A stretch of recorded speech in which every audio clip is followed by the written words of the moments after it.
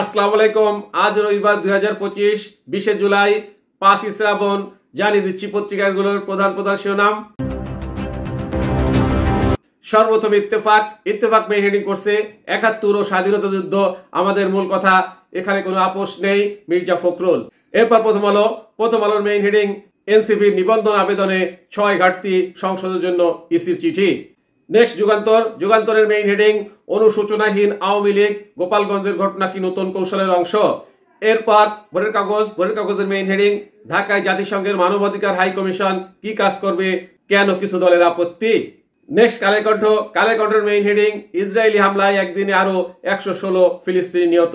এরপর জনকণ্ঠন main heading এরপরও আমাকে রয় রেজেন্ট বললে ধরে নিতে হবে, আমার তকদিরে আছে। নেক্সট ইনক্লাবের মেইন হেডিং তারেক রহমানই পারফেক্ট লিডার। এরপর আমাদের সময় মেইন হেডিং জামায়াতের সমাবেশে বাংলাদেশে নতুন রাজনৈতিক মেরুকরণের বার্তা। নেক্সট সমকালের মেইন হেডিং গাজায় অনাহারে 35 দিনের শিশুর মৃত্যু, ইসরায়েলি হামলায় নিহত আরো 116। এরপর যাই দিনের মেইন হেডিং জামায়াতের আমিরের খোঁজ নিলেন প্রধান উপদেষ্টা। নেক্সট মানব জমিনের মেইন হেডিং রাজনৈতিক মেরুকরণে জামায়াত ও বিএনপি।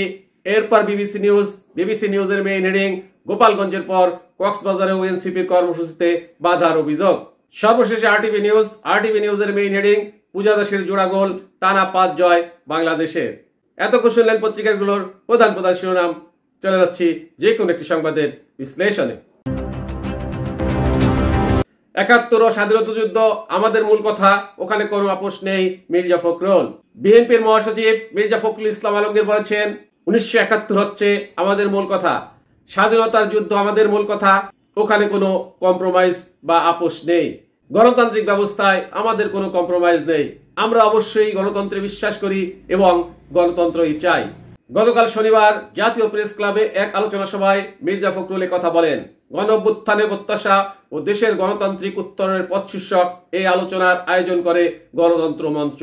আলোচনা সভায় তিনি বলেন, যতদিন যাচ্ছে দেশের পরিস্থিতি জটিল হয়ে উঠছে এবং যারা গণতন্ত্রে বিশ্বাস করে না, জনগণের অগ্রযাত্রায় বিশ্বাস করে না, তারা আবার সক্রিয় হচ্ছে।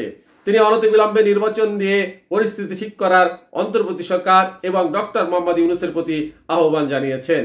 মির্জা ফখরুল বলেন, অযথা বিলম্ব না করে রাজনৈতিক দলগুলোর সঙ্গে আলাপ আলোচনার মাধ্যমে সমস্যাগুলো চিহ্নিত করে দ্রুত নির্বাচনের ব্যবস্থা করুন।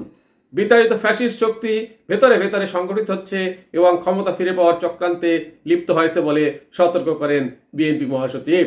সেই সঙ্গে তিনি দেশে মবক্রেসি, হত্যা, চিন্তায় ভয়ানকভাবে বেড়ে যাওয়ার ব্যাপারে উদ্বেগ প্রকাশ করেন। সবাইকে ঐক্যবদ্ধ হওয়ার আহ্বান জানিয়ে তিনি বলেন, আমি নির্দিষ্টভাবে কোনো রাজনৈতিক দলের বিরুদ্ধে বলতে চাই না, শুধু বলবো আমাদের সামনে যে সুযোগ এসেছে সেটি আমরা হারিয়ে ফেললে বাংলাদেশ আরো বহু বছর পিছিয়ে যাবে। প্রতিবার একটা করে অভ্যুত্থান হবে, জনগণ প্রাণ দেবে, একটা সুযোগ তৈরি হবে এবং আমরা দায়িত্বহীনতার কারণে সে সুযোগ হারিয়ে ফেলবো, এটা হতে দেওয়া উচিত নয়। সাথে থাকার জন্য ধন্যবাদ। আসসালামু আলাইকুম।